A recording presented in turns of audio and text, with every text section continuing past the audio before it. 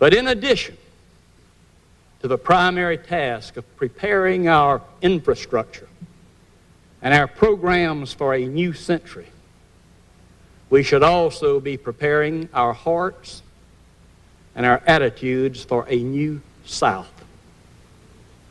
Next week, Bill Clinton will become the third consecutive Democratic president from the South. And for the first time since 1828, when Andrew Jackson and John C. Calhoun took office, two sons of the South will assume the top two positions in the United States government. The South is the fastest growing area in the country, and our dominance in national leadership and the economy reflects our growing prominence in the world. Yet, at the very time when all Southerners may rightly take pride in this region's current success, some Georgians persist in believing that the pride of the South is better defined by a symbol of defiance and intolerance, the Confederate battle flag, which was imposed on our state flag in 1956. Of all the arguments that have been made for keeping this flag, the most infuriating to me is the contention that if we don't, we will somehow forget the sacrifices made by those who fought for the Confederacy. We will not forget. We cannot forget. Our graveyards, our literature, many of our family histories will forever keep alive the memory of those who died for the Confederacy.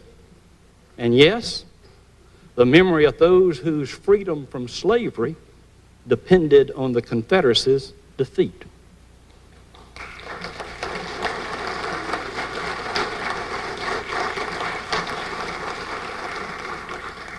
I certainly cannot forget my own Confederate ancestors. I will never forget my great-grandfather, Brantley Bryan, who was wounded while fighting with Stonewall Jackson at Chancellorsville, and wounded again and more severely at Gettysburg in the same battle that took his brother's life. But I also cannot forget the many millions of Georgians, my ancestors and yours, who also made sacrifices in other wars, both before and after the war between the states. And in reverence to their memory, I cannot accept the idea that the brief, violent, and tragic period of the Confederacy is the only part of our long history that defines our identity and our traditions. Georgia will be 260 years old next month. For 43 of those years, we were a British colony. For 11 years, a sovereign state under the Articles of Confederation. And for more than 200 years, a member of the United States. For 4 brief years, that's 1.5% of our state's entire history, Georgia was a member of the Confederate States of America. Yet it is the Confederacy's most inflammatory symbol that dominates our state flag today. We all know why. And it has nothing to do with the bravery of the Confederate troops. You may quibble all you want about who said what in 1956. It is clear the flag was changed in 1956 to identify Georgia with the dark side of the Confederacy. That desire to deprive some Americans of their equal rights that are the birthright of all Americans. and yes, the determination to destroy the United States if necessary to achieve that goal. The legislators who voted to change the flag in 1956 were prepared to defy the supremacy clause of the U.S. Constitution. They were prepared to eliminate our public schools and even prohibit our college football teams from competing in bowl games in order to maintain segregated schools, segregated public transportation, segregated drinking fountains, segregated recreation facilities. We have long since repudiated every element of those shameful 1956 days of defiance, except for the flag they created. We now proudly send our sons and even our daughters abroad to defend the United States of America.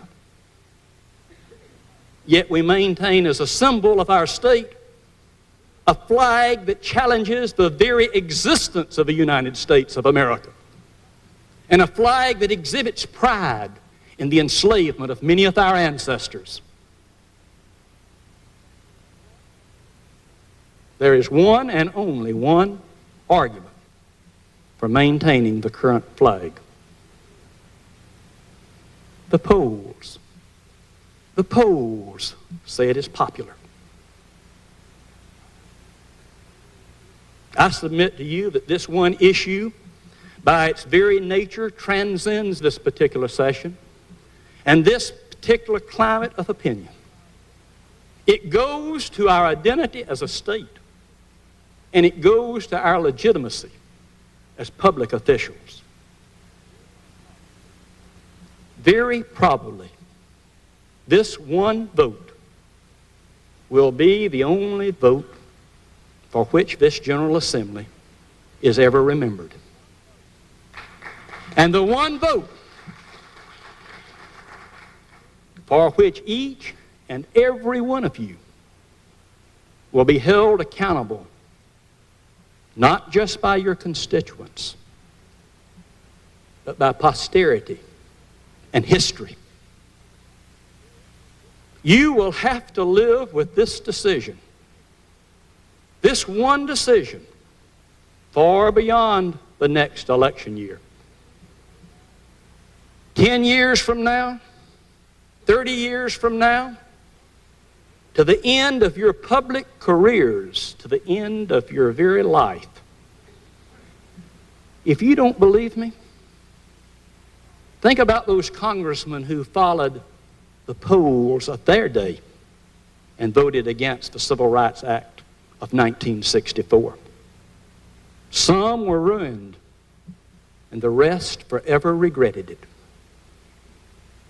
I submit to you that you cannot escape this individual decision. You cannot hide in the crowd. This issue will not go away. And I do not believe a single one of you in this chamber really believes that the present flag will survive for very long into the future. So that brings it down to a matter of sheer guts. Will you do the easy thing or the right thing? When your grandchildren read about this in school and ask you how you voted, will you be able to answer in a forthright manner? Or will you say, well, you see, the polls looked pretty bad back then. Or, I wanted a referendum first. Will you proudly act as an individual, or will you just go along with the mob? My all-time favorite movie is To Kill a Mockingbird. The Academy Award winner winning movie based on Harper Lee's novel about life in the South in the early 1900s with Gregory Peck as Atticus Finch, a lawyer raising two small children. In that movie's key scene, Atticus is defending a black man unjustly accused of rape. And a lynch mob tries to take justice into their own hands. As Atticus confronts the mob at the jailhouse door, his little daughter, Scout, joins him and sees that the leader is someone she knows. And she calls him by name. "Hey, Mr. Cunningham, remember me? I go to school with your son, Walter. I like Walter. Tell Walter I said hello." After a dramatic pause, Mr. Cunningham turns and says to the mob, "Let's go, boys." A group bent on injustice, turned aside by one small girl who appealed to them as individuals. Well, my friends in this chamber, I know you. I appeal to each of you as individuals, as fathers and mothers, as neighbors and friends, most of whom were taught in Sunday schools to do unto others as you would have them do unto you. Leaders of this General Assembly, I know you. I know the love and dedication you have exhibited over the years to your children and grandchildren, and so often to the underdog in a fight. Let that love manifest itself now in a way that will crown your proud careers with the glory you deserve, not with the scorn of posterity that will obscure forever your proper respect. Veteran legislators, I know you. Those who remember the segregationist frenzy that changed this flag before, I know you. Rarely does one have a chance to rewrite one's own personal history and erase one great blot. You do. Take it before it's too late. Rising stars who aspire to future leadership out there, I know you. I know you are doubly tempted to hedge on an issue where both popular opinion and the powers that be blow harsh against your principles. But my friends, you cannot lead with a finger raised to the wind and an ear to the ground. It's an undignified position.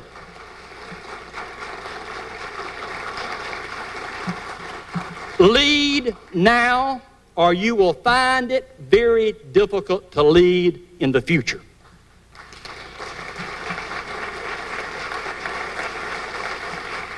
Republicans, believe it or not, I know you. I respect your traditions, and the rebel yell of the lost cause sounds especially harsh and awkward in your throats. Your vote on this issue will say much about where you aim to take the party of Lincoln in a changing state.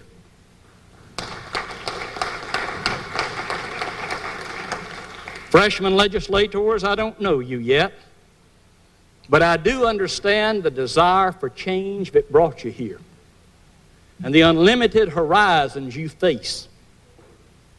If you vote against changing the flag, then no matter what other innovations you may promote, you will be forever cast as a member of a rearguard faction that refused to hear change when it was knocking on the door.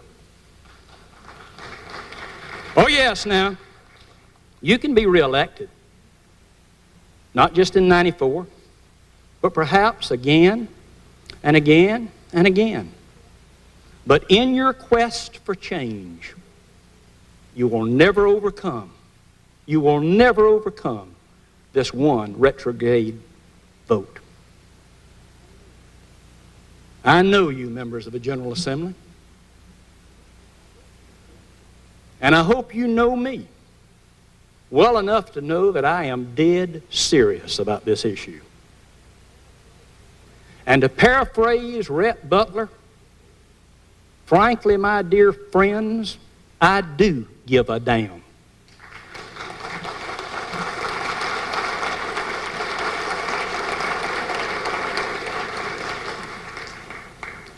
Since 1789, Georgia's motto has been wisdom, justice, and moderation. There is nothing wise or just or moderate in a flag that reopens old wounds and perpetrates old hatreds. Our battlefields, our graveyards, our monuments are important reminders of our history, both the proud and the painful. They will and always should be there. That's history.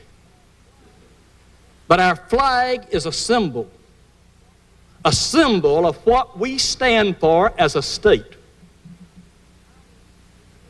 I want to see this state live by the words of George Washington to the sexton of the Rhode Island synagogue. Ours is a government which gives to bigotry no sanction, to persecution no assistance. If you are truly proud of the South,